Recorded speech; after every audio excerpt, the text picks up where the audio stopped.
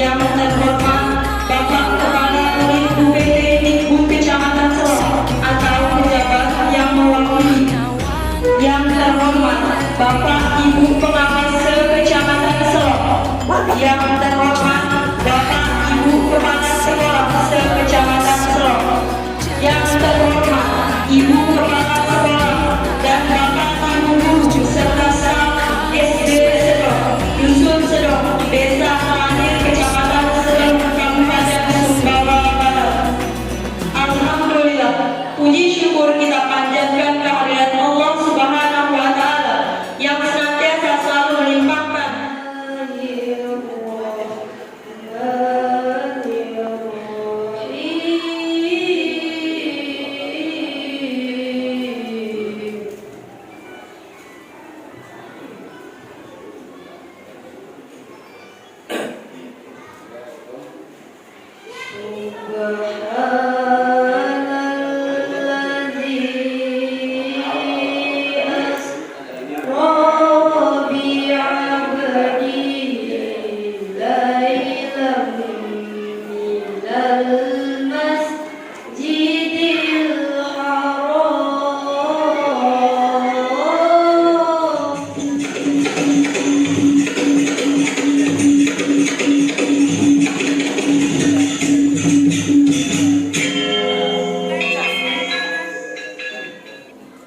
pertama-tama marilah kita panjatkan puja dan puji syukur kehadirat Allah Subhanahu wa Ta'ala atas segala limpahan karunia-Nya.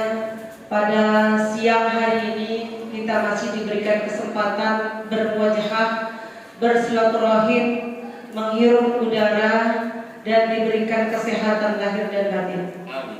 Salawat dan salam marilah kita haturkan kepada junjungan Nabi Allah Muhammad SAW beserta keluarga dan sahabat. Jadi jangan berkecil hati, walaupun mungkin kita dari dusun, dari desa, sekolah kita itu diberikan amanah untuk menjadi sekolah penggerak. Itu artinya sekolah kita diberikan kesempatan untuk dibimbing berubah. Jadi bukan yang hebat, kelihatan hebatnya, bukan, tetapi yang dari belum kelihatan apa-apanya menjadi sekolah hebat nanti. Dan menurut atau berdasarkan pengalaman kami di PSP pertama, yang mendapatkan sekolah penggerak itu tidak semua dari sekolah hebat. Mungkin yang sekolah hebat sekali itu mungkin ada 3 ya Bapak ya? Ada 3 ya. Yaitu mencapai tujuannya, yaitu membentuk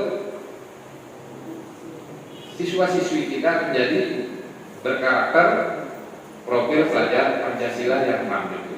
Itu tujuannya juga. Cuma karena kita tidak tahu dalam mana mulainya, nah kadang-kadang itu persoalan.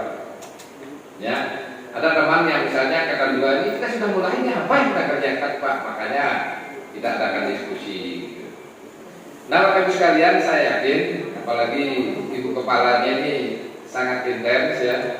Biasanya ciri-ciri sekolah penggerak, kalau sekolahnya agak sedikit, ya, agak sedikit gerakannya cepat, ya.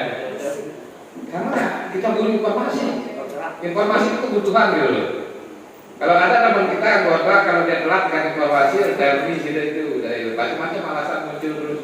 Ada yang HP-nya dibawa anak lah, mudah-mudahan ada ditahan istri kan gitu. Ada yang HP-nya hack macam dan sebagainya. Tetapi itu merupakan kebutuhan, teman-teman memanfaatkan itu.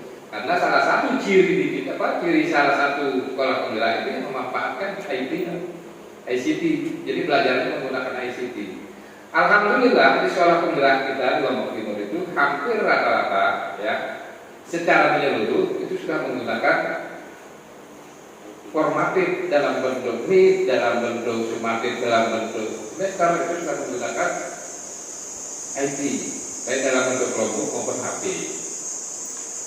Nah, kecuali yang beberapa kelas ya, kelas 1 yang 4 kelas yang belum itu hampir rata-rata bahkan belum karena sambil menyesuaikan yaitu kelas 3 dan kelas 6. Tetapi kita hampir rata-rata menggunakan juga walaupun kelas 3 dan 6 itu mengikuti IT ini berkembang. Nah, ini di Lombok Timur. Itu pun bumerang juga karena saat itu ada kebijakan dari pimpinan Lombok Timur yang mengatasnamakan di bawah ini menggunakan tes. Jadi menggunakan paperless masih. Nah, ini yang kita lawan ternyata di sekolah penggerak. Dan ya hampir-hampir kita kurang bersahabat, terutama di kecamatan pemegang kebijakannya, mungkin di situ salah satu bagian. Sehingga Lombok Timur sempat bermasalah dengan tes itu yang muncul di pengadilan. Salah satu yang dipanggil adalah kepala sekolah SD 1 Selong ini gitu. Jadi sempat ditanya polisi panjang lebar gitu ya. Tetapi itulah kisah. Kisah ini menunjukkan bahwa kita hidup ini ternyata banyak lika-likunya. Terutama di dunia pendidikan, Bapak Ibu sekalian, tujuan pemerintah sekali lagi adalah bagaimana mewujudkan dari profil pelajar Pancasila itu tujuannya. Yang caranya aja yang berbeda. Kemarin caranya menggunakan K13, sekarang menggunakan sekolah penggerak. Bagaimana dengan hubungannya dengan IKM? Ya, IKM juga adalah bagian dari penggunaan kurikulum merdeka seperti kita. Cuma pertanyaannya, apa bedanya IKM dengan sekolah penggerak? Kalau sekolah penggerak sudah menjadi otomatis yang menggunakan kurikulum merdeka, tetapi bagi yang belum memilih ya belum, karena mereka juga butuh proses. Artinya mereka menuju ke arah itu. Cuma untungnya kita di sekolah penggerak itu di backup dana, betul? Berapa ibu dapat sekarang? Udah, ini sudah belum didapat? Baru sekarang. Ya. Hebatnya kita akan pertama itu dulu ditawari di apa namanya? Diinformasikan 150 juta SKI. Begitu ada pengukuhan sekolah penggerak di sini, pengurus ada orang dari Dirjen datang dari pusat, tahu-tahu diganti menjadi 70 juta. Ya kita bersyukur aja walaupun dikurangi kan. Kemudian angkatan kedua kemarin 80 juta, mungkin angkatan ketiga mungkin akan lebih besar, insya Allah. Mudah 1M. Artinya salah satu ciri dari sekolah penggerak itu adalah bagaimana membuat 20-30% dari kegiatan untuk menunjang profil Pancasilanya kita itu melalui P5 itu, yaitu proyek penguatan profil pelajar Pancasila itu. Nanti ada proyek khusus itu 20-30 jam yang disiapkan untuk proyek itu, Bapak sekalian. Per semester, ya, per semester, per tahun. per tahun ada kita dibagi aja.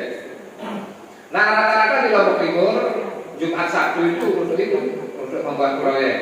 Proyeknya dari mana? Proyeknya dari tema yang diambil di P3 itu. Ada untuk proyek itu ada temanya, ada elemennya. Nah biasanya dimunculkan dalam bentuk proyek itu yang biasanya yang hubungannya dengan kekuatan lingkungan kita. Kalau Sumbawa mungkin di situ ada proyek apa biasanya? Ya dulang mungkin kan? Kembali diperkenankan diberikan waktu. Kebetulan ini adalah sesi diskusi kita, Ibu Kepala dan Bapak Ketua PSP Program Sekolah Penggerak hadir dengan sekretarisnya di sini. Di sini di depan kami ada Bapak Ibu guru hebat yang siap untuk menampung dan membawa ilmu sebanyak-banyaknya dari sekolah ini untuk bisa diimplementasikan dan diaplikasikan di sekolah kami. Berbeda dengan yang disampaikan oleh kepala sekolah tadi. Sebenarnya yang menjadi langkah awal itu sih yang saya pribadi belum mengenal gitu, dalam arti tahap yang akan kita memulainya kita dari mana. Itu sebenarnya yang poin yang ingin saya pribadi mewakili, ingin tahu dari mana kita memulai melangkah sebagai sekolah penggerak itu. Kegiatan apa saja gitu. Mungkin itu saja yang bisa saya tanyakan. Ini adalah sebuah kebanggaan dan kita harus apresiasi bapak-bapak, ibu-ibu datang ke sini tidak main-main. Harus buang energi, buang biaya untuk suatu tujuan. Selamat datang Bapak Ibu calon sekolah penggerak. Kita 2 tahun sudah berlalu mengikuti proses ini dan Bapak Ibu sebentar lagi akan berjibaku menguras energi, menguras keringat, menguras pikiran untuk mengikuti program ini. Ini program gilanya Pak Nadiem. Saya katakan program gila ini tidak pernah ada sebelumnya. Ini lain daripada yang lain, makanya Pak Nadiem ini disayang sama Presiden. Walaupun banyak yang demo dia turunkan Mas Nadiem gitu, tapi sudah terlanjur cinta dengan program sekolah penggerak. Hari ini tumben saya tidak mendengar diksi berdarah-darah dari Pak Ketua. Ya, setiap dia pidato pasti ada diksi berdarah-darah. Karena sebegitu heroiknya perjuangan awal PSP itu. Di Jakarta dia protes sama Pak Dirjen. Kenapa diperlakukan beda untuk program PSP Angkatan 1 dan Angkatan 2? Kalau kami berdarah-darah ikut ini. Di Jakarta di kementerian ngomong begitu. Sementara di Angkatan kedua ini dibina bukan. Artinya tidak melalui proses yang terlalu, tidak ada tes bakat skolastik. Ya, tidak ada bakat skolastik. Ibu juga tidak mengikuti, tidak ada tes bakat skolastik itu. Kalau kita itu ada, soalnya lumayan. Itu yang diprotes oleh Pak Ketua di kementerian. Tapi ternyata jawabannya pandai juga, pintar juga.